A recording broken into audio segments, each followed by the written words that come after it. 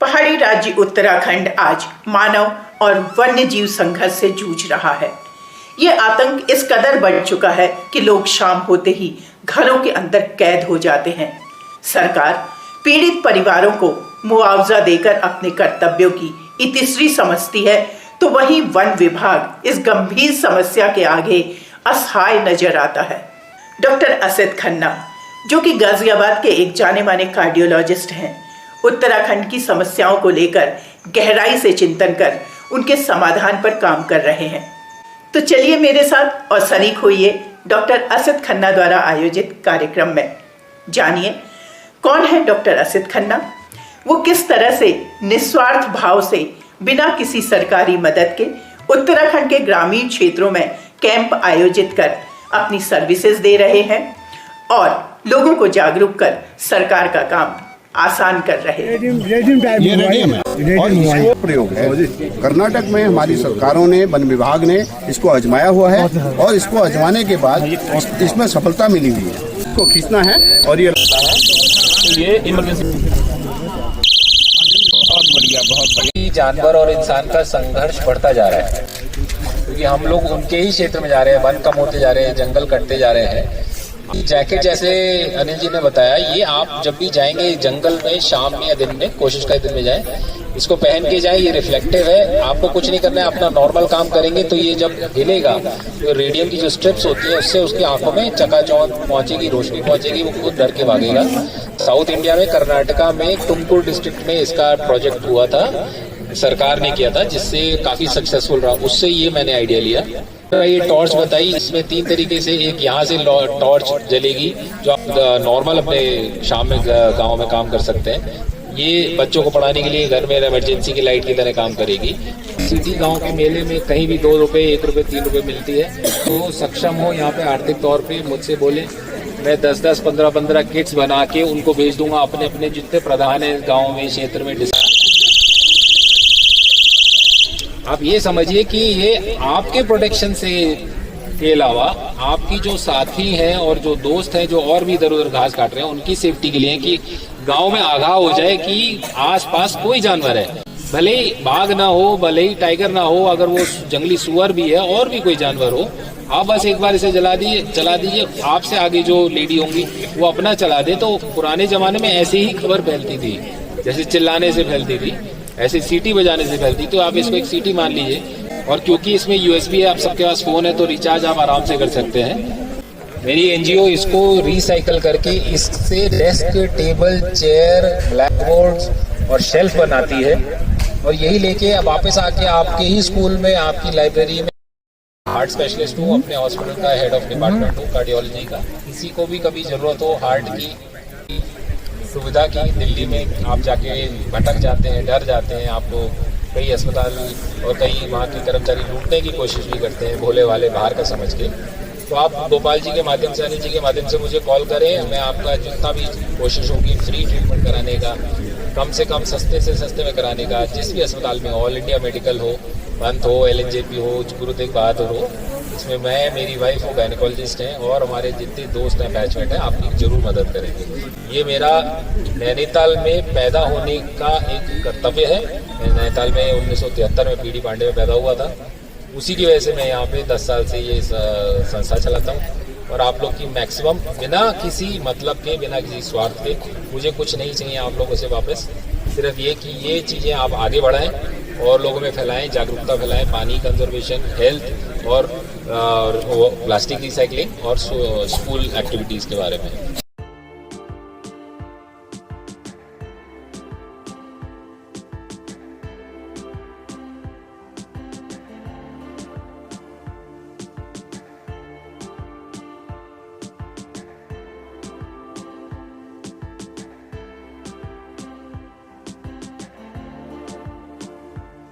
इसको जब घास के लिए जाऊंगा इसको तो पहनूंगा, हाँ, इसको जैकेट को, और इसको ले जाऊंगा सायरन को, अपने हाथ में टॉर्च को, और सीटी रखूंगा जेब में। तो आप भी जाते हैं, जंगल जाते हैं आप भी? जी हाँ, मेरा एवरीडे, कोई दिन खाली नहीं रहता जिस दिन घाट नहीं जाता। जाते हैं, चाहे पढ़ाई कर ली हम लोगों ने, पढ़ाई के साथ हम जंगल भी जाते हैं। हमारे पास गाय भैंस है, बकरियाँ भी है। बहुत अच्छा लगा, थैंक यू सो मच। मैं 10:30 बजे थे, अपने घर से 1 किलोमीटर दूरी पे घास काट रही थी। आए 2 आए, 2 बाघ आए? 2 बाघ आए थे, और क्या कहते हैं, एक तो ऊपर खड़ा रहा, दूसरा मेरे पे झपटा, उसने मेरे को उठाया तो फेंक दिया नीचे भीड़े में। फिर वो बाद में मेरे पीछे पीछे कूदा तो निकल गया, आपस में लड़ पड़े। उसके बाद जरा तो सोचा नहीं बच पाऊंगी करके, सामने मैया का मंदिर था, मैंने मैया से कहा जो करते हैं करके, तो उसकी वजह से जो भी हुआ मतलब बता दिया।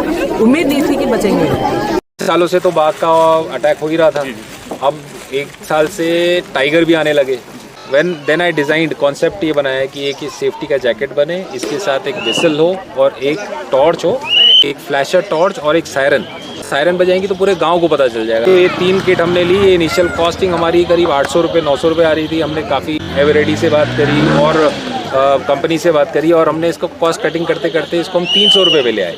को देने से मेरा उद्देश्य ये है कि एक तो जिनको दिया उनको तो फ़ायदा हो, ये मैसेज और बड़ी अथॉरिटी से पहुँचे, गवर्नमेंट को पहुँचे कि ऐसी छोटी सिंपल किट सरकार चाहे तो इसको 150 रुपये में भी खरीद सकते। कैंप हम लोग हर साल करते हैं। होप फाउंडेशन NGO सूपी गल्ला रामगढ़ से लेकर रानीखेत तक इस एरिया में काम करता है, और हर साल हम कुछ इनोवेटिव चीज़ लाते हैं। फर्स्ट मेडिकल तो है ही, मैं कार्डियोलॉजिस्ट हूँ, मेरी वाइफ गायनेकोलॉजिस्ट है। हमारे 7, 8, 9, 10 डॉक्टर्स आते हैं, साथ में मेडिकल करते हैं, स्कूल अपलिफ्टमेंट प्रोग्राम्स करते हैं, और नेचर कॉन्जर्वेशन में tree plantation, lake cleaning, plastic recycling, plastic collection है, सीड बॉम्बिंग है, सिलाई बुनाई केंद्र सेटअप करना है। कि किस तरह से हम और आप मिलके इस काम को आगे बढ़ा सकते हैं?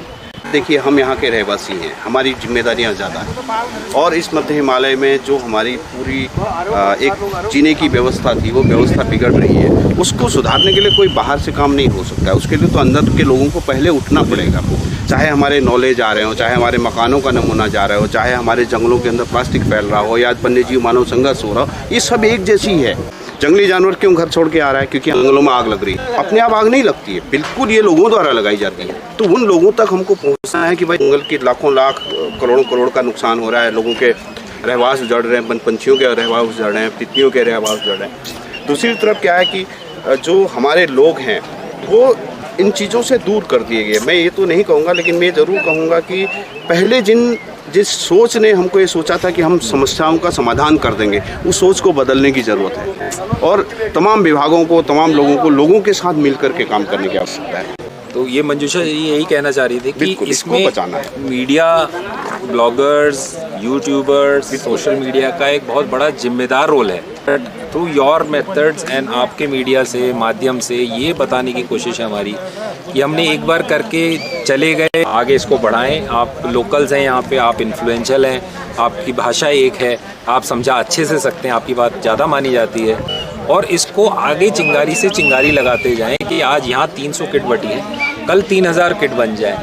अगर 4 नौले धारे हमने ठीक किए तो 40 हो जाएं। आपने सरकार का काम बहुत आसान कर दिया है। हमारी सरकार से, और जो बड़ी बड़ी NGOs हैं, या जो हमारे उत्तराखंड के जो प्रवासी उत्तराखंडी हैं, वेल ऑफ हैं, तो उनसे क्या उम्मीद करते हैं? मैं बहुत, बस आपने बिल्कुल तीर निशाने पे मारा है। मैं सेल्फ फंडेड NGO हूँ, मेरे पास कहीं से सुविधा, कहीं से पैसे नहीं आते। This is all my money. मेरे दोस्तों का, किसी मेरे कज़न का, मेरे पिताजी का, मेरी माताजी के याद में कुछ पैसे हमने बेंचेस लगाए। तो मेरा काम एसेंशली भीख मांगना है, बाकी इनोवेशन करना है। तो जैसे मेरे कुछ डॉक्टर फ्रेंड्स अमेरिका चले गए, तो there is an association called UANA, Uttarakhand association of north America. तो उनसे मैं टच में रहता हूँ, तो वो कभी कभी कुछ फंड्स भेज देते हैं, या यहाँ पे जो उनके मेंबर्स हैं, मोस्टली देहरादून साइड में है, बट वो कुछ हेल्प कर देते हैं। तो मेरे डॉक्टर फ्रेंड्स हैं जैसे दिल्ली में, बट मेन ये मकसद है कि ये एक बार करके जाना नहीं है। यहाँ जितनी रेजिडेंट NGO फाउंडेशंस हैं, जितने जैसे जन मैत्री संगठन है, बहुत सारे ऐसे NGOs हैं जो यहीं रहते हैं, वो इसको टेकअप कर लें। उसमें जितनी फाइनेंशियल मदद मैं कर सकता हूँ करूँ। वो सरकार से गुहार लगाएं। धामी जी से मेरी रिक्वेस्ट है, बड़े लोगों से मेरी रिक्वेस्ट है कि इसके बारे में संज्ञान लें।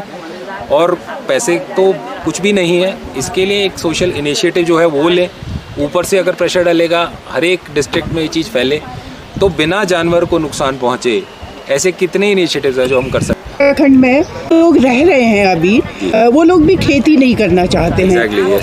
क्योंकि बंदरों का, दिन में बंदरों का आतंक है तो रात में सुअर का आतंक है। तो कुछ ऐसी टेक्निक या कुछ ऐसी डिवाइस की है जिससे कि इस समस्या का समाधान हो हमने सके। बंदरों के अटैक से भी निजात पाने के लिए कुछ इनोवेटिव चीज़ें बनाई तो नहीं है, हमने सीखी हैं, पढ़ी हैं, और हमारा प्लान है कि नेक्स्ट टाइम लाएंगे। इनोवेटिव चीज़ें हैं जो सिंपल आप लगा दें जिससे बिना जानवर को नुकसान पहुँचे। तो हमारा मकसद है कि उसको नुकसान नहीं पहुँचाना, उसको बस हमसे थोड़ा दूर कर देना है। गांव वाले का पैसा नहीं लगना चाहिए और उसके लिए टेक्नोलॉजी या सिस्टम बड़ा सिंपल होना चाहिए। अभी आते वक्त ही मैं आपसे ही बात कर रहा था और भी कि जैसे ही हम लोग 60 के होते हैं हम सोचते हैं हम रिटायर हो गए, अब हमें कुछ नहीं करना है, धूप सेकनी है, मूंगफली खानी है, ये सब नहीं होना चाहिए।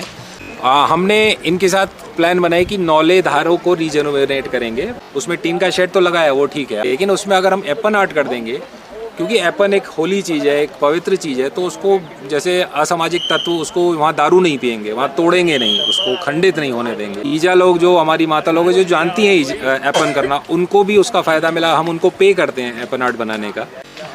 उस नौले का भी जीर्णोद्धार हो गया और उसका भी काम हो गया, लोकल वॉलंटियर्स का काम हो गया। जो लोग सेवाएं देना चाहते हैं जी। तो उसके लिए आपको कैसे कांटेक्ट कर सकते हैं? जी, मेरे पर्सनल फ़ोन पे फ़ोन करें। मेरा होप फाउंडेशन NGO का नाम से वेबसाइट है www.hopefoundationNGO.com। उस पे सारे कॉन्टैक्ट नंबर्स भी हैं, ईमेल भी है, उस पे कॉन्टैक्ट करें। जैसे अभी एक साथी आए थे एक लोकल कॉलेज से, ही वांटेड कि बच्चों में बर्ड वॉचिंग और बर्ड कंजर्वेशन का मैसेज पहुंचे। सारे कैंप में हम उनको एक स्टॉल लगा के देंगे, उसमें बच्चों को जब क्लास लेंगे, मेरी वाइफ जैसे मेंस्ट्रुअल हेल्थ पे या गुड टच बैड टच पे लेक्चर ले रही होंगी, तो बच्चियाँ बैठे होंगे तो उस पर बर्ड कंजर्वेशन पे भी लेक्चर हो सकता है। तो कोई भी कुछ टीच करने आए, कुछ इनोवेटिव चीज़ें दिखाने आए, नेचर कंजर्वेशन, स्कूल अपलिफ्टमेंट या मेडिकल से रिलेटेड, वो हमारे कैंप में हम फ्री ऑफ चार्ज उसको फैसिलिटीज़ देंगे। लास्ट ईयर हमने जंगलिया गांव में कैंप किया था, उसमें हमने जो प्लास्टिक इकट्ठी करी उससे हमने दिल्ली ले जाके उससे हमने बेंचेस, डेस्क, शेल्व्स बनाए। और हमने यूज्ड हमारे बच्चों की जो बुक्स थी वो ली और वो डेस्क टेबल चेयर ले जाके लाइब्रेरी सेटअप करी जंगलिया गांव में। तो कई मकसद पूरे हो गए कि बुक्स हमारी यूज़ हो गई, कबाड़ में नहीं गई, प्लास्टिक रिसाइकल होगी, बच्चों के लिए एक लाइब्रेरी भी सेटअप होगी।